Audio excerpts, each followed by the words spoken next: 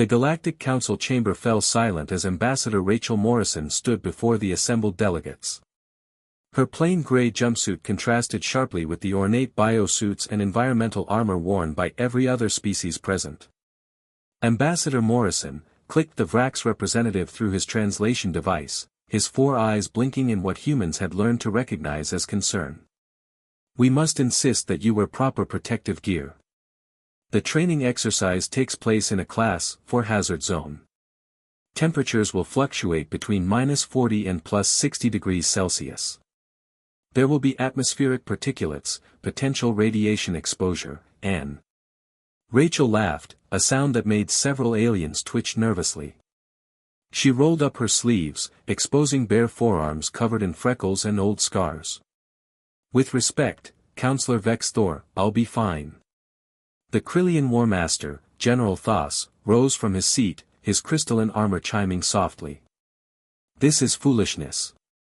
Humans may be new to the galactic stage, but surely you understand basic survival protocols. Your species has only been spacefaring for 2 centuries.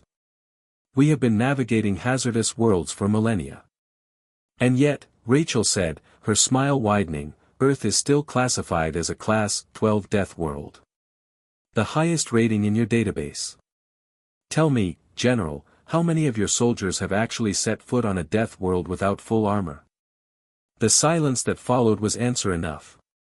Captain Jake Morrison, no relation to Rachel, despite the shared surname, waited at the training facility's entrance. He wore standard human military fatigues, boots, pants, jacket. No helmet. No environmental suit.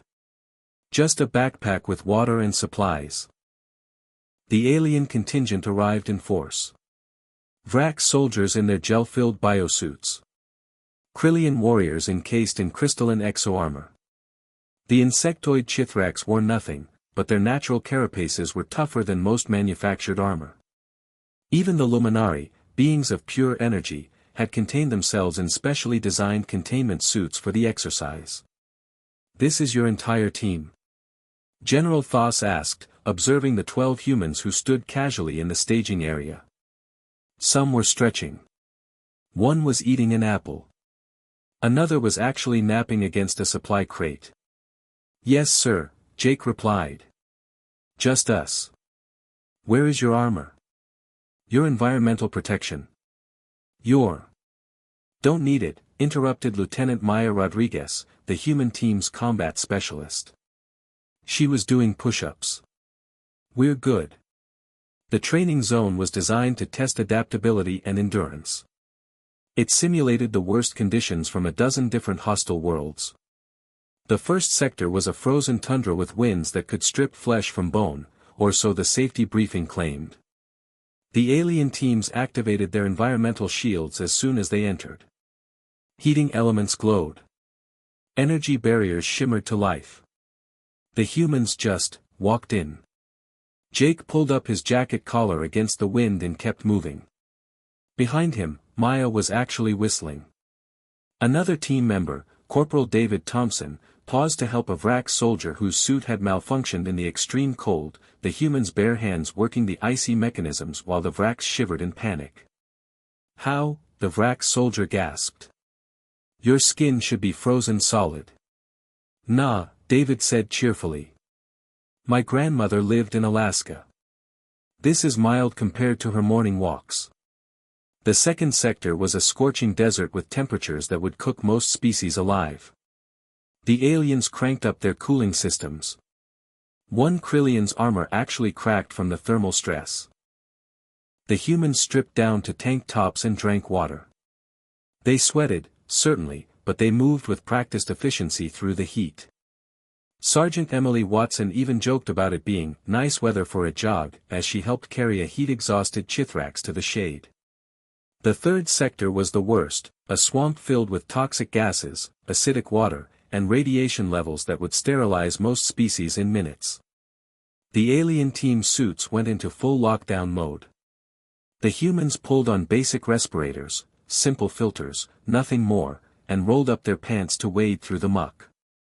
When a Luminari's containment suit began to fail from radiation exposure, it was Lieutenant Marcus Johnson who carried them out, his bare arms holding the failing suit while the luminari inside watched in terror and wonder. By the time the exercise ended, the humans were dirty, sweaty, and tired. But they were all functional. 3 alien teams had to withdraw due to equipment failure. 2 more were carried out by human team members when their armor systems couldn't adapt quickly enough. In the debriefing room, General Thoss stared at the humans with something approaching awe. I have reviewed the data 3 times. Your species should not be able to survive those conditions unprotected. The temperature extremes alone. General, Rachel said, accepting a towel from Jake and wiping the sweat from her face, Earth has deserts hotter than your heat zone. We have ice caps colder than your frozen sector. We have swamps and jungles that would horrify your hazard teams. We evolved in all of it. We didn't need to conquer other worlds to become strong. We had to become strong just to survive our own home. Counselor Vexthor leaned forward, all 4 eyes focused intently. Your planet forged you into weapons.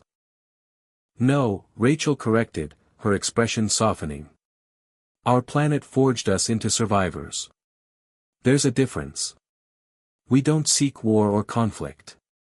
But we learned a long time ago that the universe doesn't care about fair.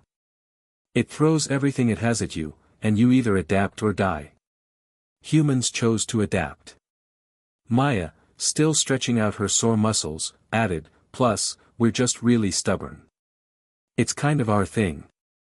Despite himself, General Thoss's crystalline features arranged into what might have been a smile. I am beginning to understand why the Council recruited humanity for the Outer Rim Defense Initiative. You don't need armor because you are already armored. Your bodies, your minds, your very evolution has prepared you for any challenge. Jake shrugged. We're not invincible. We just learn to work with what we've got. Give us a challenge, and we'll find a way through it. That's what humans do. As the alien delegates filed out, discussing the implications of humanity's natural resilience, Rachel caught her reflection in a polished surface.